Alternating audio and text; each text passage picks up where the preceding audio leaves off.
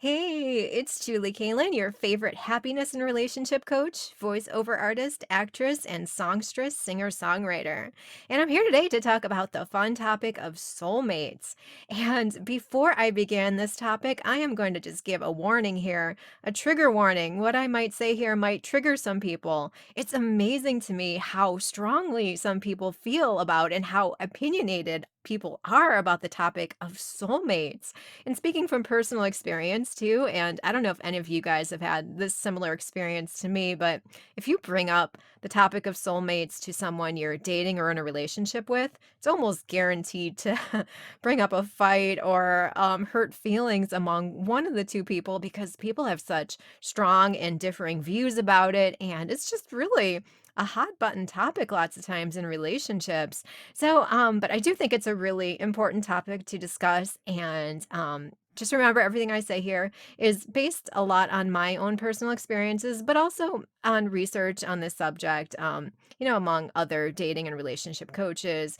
Yeah, I mean, try not to get too offended. I'm just giving some good insights here, though, that I think could really help you out, not only in your relationships, but with your overall happiness and health as well.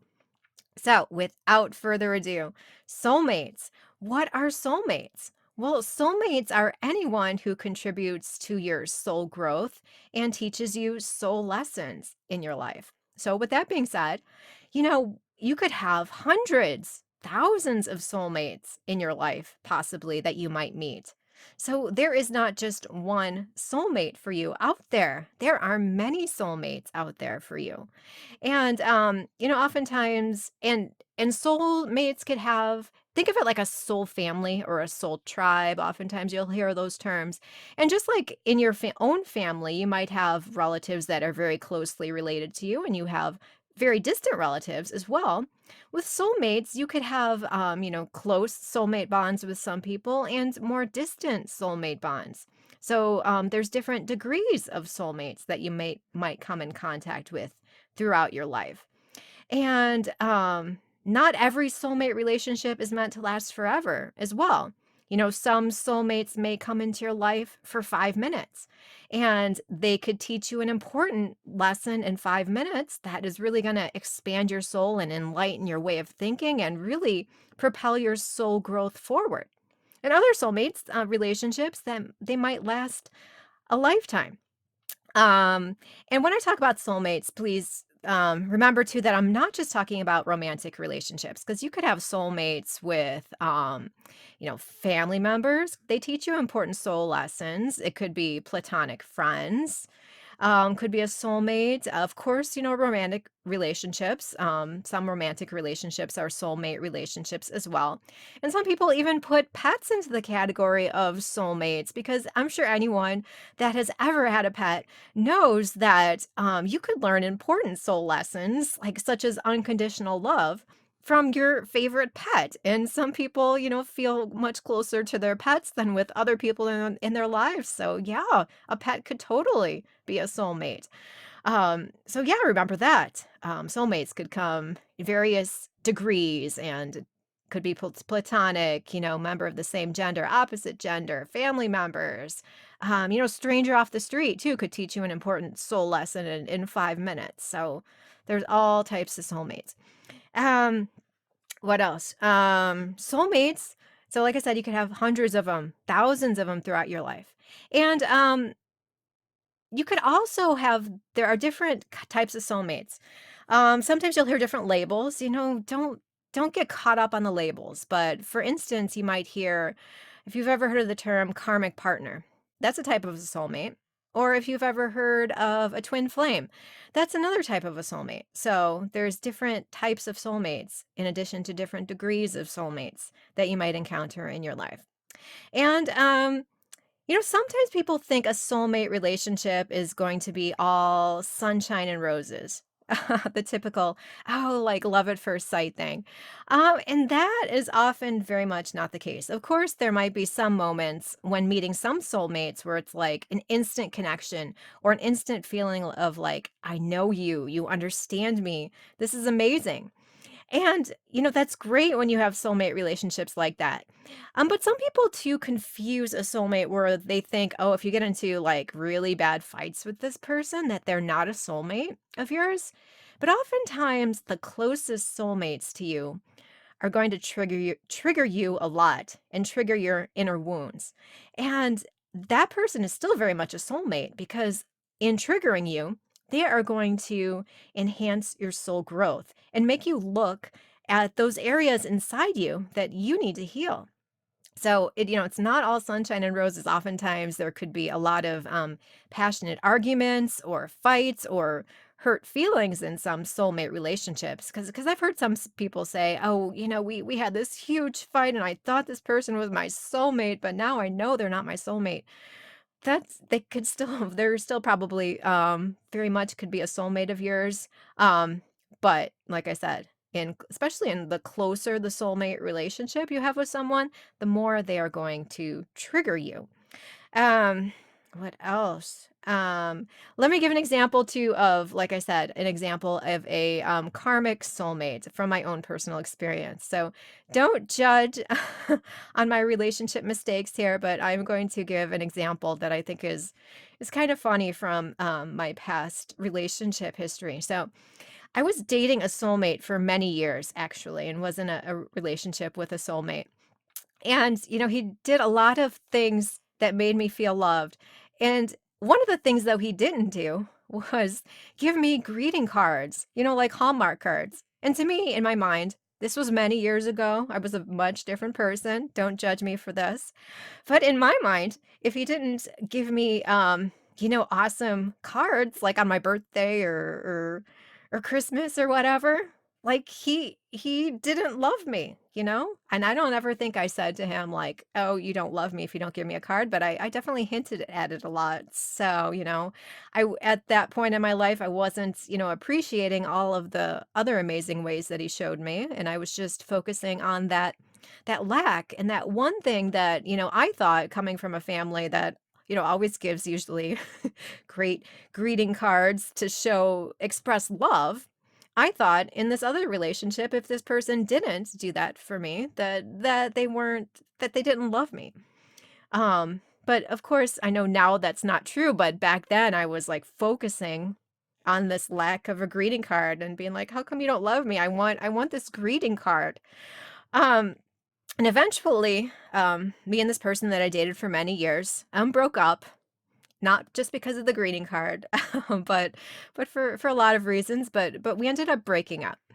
And not too long after that, someone else came into my life. I started off another relationship with someone else, and this person that I started the new relationship with is a karmic partner.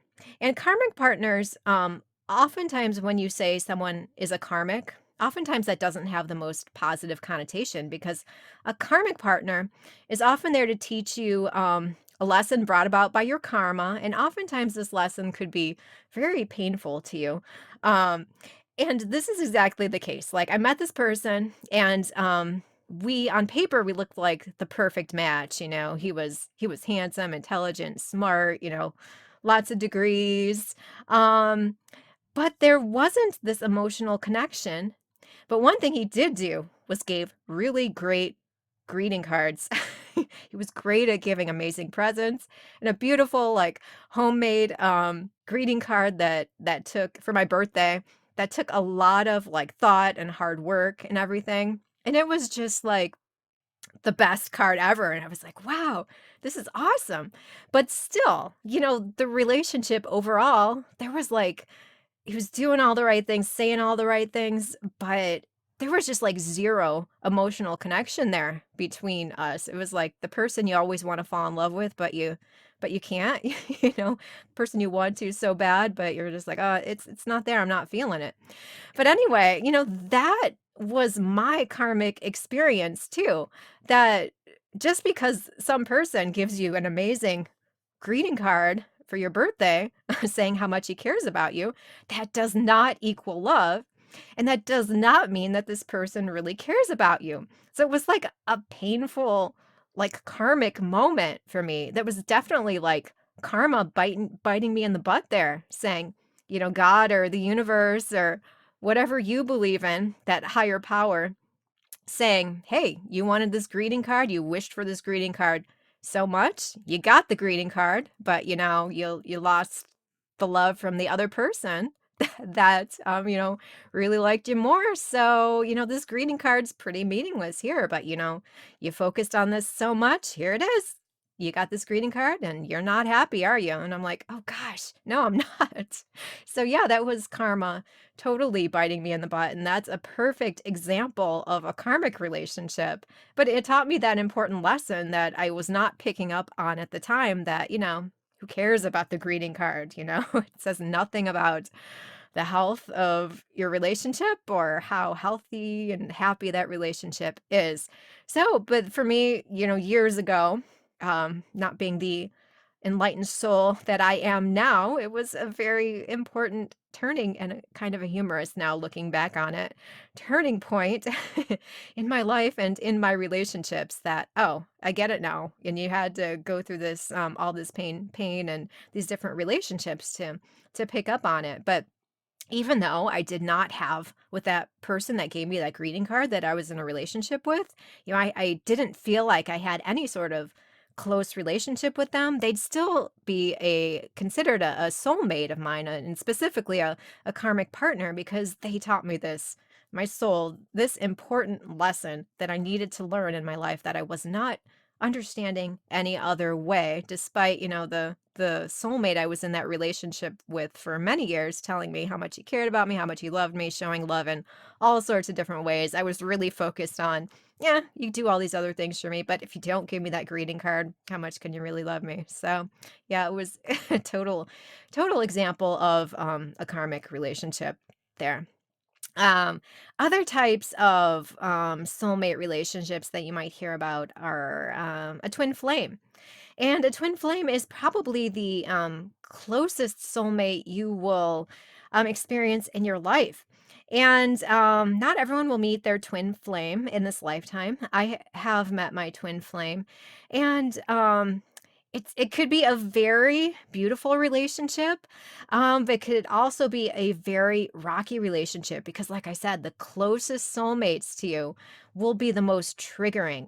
And oftentimes in a twin flame relationship, there's going to be a lot of running from each other. And because the relationship is so intense, and oftentimes, and it's opening so many core wounds in you, and it's so much triggering. And oftentimes, instead of facing those wounds within ourselves and wanting to heal them, oftentimes we'll say, "Well, I don't want to deal with this right now. I'm just going to not have anything to do with you right now." And you'll basically like shut down on the relationship or run away from it. And that's quite common in a twin flame relationship. Oftentimes, twin flames are called perfect mirrors, oftentimes, and that's because looking at this other person and spending time with them and experiencing them, you are going to see the reflection of everything in you that needs to be healed. So with a twin flame, they're going to bring out the best in you in so many ways, but you're also going to see the worst in yourself and realize how much healing you need to do. So, again, twin flame relationships aren't all rainbows and sunshine either.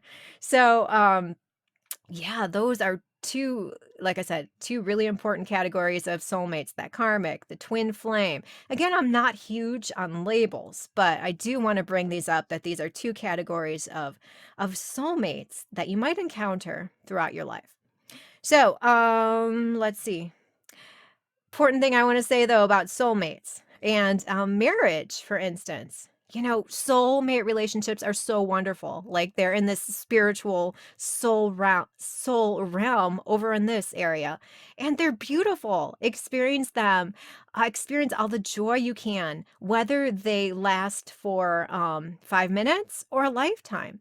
But when talking about marriage too, remember, marriage is a very, well, soulmates are over here in the soul spiritual realm. Marriages are very earthly and grounded things over here. And of course, lots of times you want to, like, I would never want to marry someone that wasn't a soulmate. But like I said, there are hundreds or thousands of soulmates for you on this planet. Um, And ideally, you wanna marry someone, like, in between here of the, spiritual realm and the earthly realm. But remember, overall, a marriage is a v and who your spouse and your marriage is going to be very grounded and earthly. You wanna make sure that they are very grounded and earthly people that could handle, responsibilities, that could handle finances well. I see so many people, rushing into, sharing their finances with someone they're in a relationship with. Me, I will share my heart and soul with so many people, with so many soulmates, but who you share a marriage with or your finances with, because whoever you marry, you're going to share your finances with, you're going to share your body with that person. To me, that's a much higher bar. I mean, I'll share my heart and soul with anybody, unconditional love all around here to the planet. Anyone watching these YouTube videos, to lots of soulmates in my life. I mean, that's one thing, but be super selective about who you marry and who you share your finances with and who you share your body with and who you build a family or share your kids with. So oftentimes I'll see people who wanna hang around and wait for their twin flame and say they have to marry their twin flame. And oftentimes it's like, well, why? Oftentimes those twin flames relationships, your twin flame's gonna come across as very unreliable oftentimes, unfortunately, because they're running so much. You don't wanna marry an unreliable person. You wanna marry that really grounded person. And just because you could have a beautiful soulmate relationship with someone does not mean that that's the person you want to marry. So just don't say that you're going to wait around for a twin flame or the closest soulmate because there's going to be triggering there. Oftentimes might be able to have a happier marriage marrying someone that's a bit more distant soulmate. So that's something to consider. And two, I see so many people that say this person is the one, right? The one.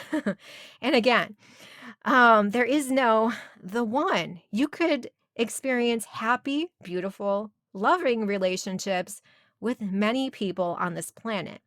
And unfortunately, when I see so many people who have met their twin flame and they say, I'm not open to anyone else. They're the one and I'm going to wait around for them forever. Um, you know, you are missing out. You're just putting blinders on and just seeing like tunnel vision in this one person. When if you open your eyes and your heart to all these people around you, you could experience beautiful relationships with so many people. Love is abundant in this universe, and soulmates are abundant. So that's something to think about. Um, yeah, because like I said, I mean, the one is, oh my gosh, that's a dangerous concept, I think. And like I said, you're just putting blinders on to all the love and abundance around you by focusing and attaching so much to one person. I mean, you have to keep your heart and soul open to so many people in this world. I think that's good advice and be more selective about who you share your home with, who you cohabitate with, who you share your finances with, and your body, and like I said, and who you start a family with. It seems like nowadays people are, not as selective about that, and they keep their heart and soul more guarded. But it's like, oh, I'm going to share my finances with this person. I'm going to share my house with that person, and I'm like, I think you're doing it backwards, honestly. Share your heart and soul with people. Keep your heart open to the many soulmate relationships around you and feel the abundance of love in the universe because you could have many soulmates in this life. You could experience wonderful love and wonderful soulmate relationships, not just with romantic partners or not just with spouses, but with, like I said, platonic friends, with family members, with coworkers, with pets. There is just so much love and abundance waiting for you. And I feel like I am forgetting something. I could probably talk about the soulmates for hours, but this is a good introduction, I think, to this topic. Please do comment on this video. I want to hear all your guys' thoughts. Please also, if you enjoyed this video, share it, like it. If you have not yet subscribed to my channel, please subscribe. And if you are having trouble finding soulmates in your life, I would be happy to help you. I meet so many soulmates on, a weekly basis that I would love to help you with this. And if you're focused on one person, in particular, or you're having that tunnel vision, like I said, thinking someone is the one, or you're being too attached to one person, or you're having trouble in a karmic relationship or a twin flame relationship, definitely contact me as well. I could help you out with that. So yes, thank you so much for watching. I hope you enjoyed this video. Look forward to hearing all your comments and exploring this topic further with you. And until the next video, I am wishing you much happiness and joy, and experience much love and happiness, and keep your heart open to all of those soulmates out there waiting to love you and experience and grow your soul together. That is amazing and beautiful. All right.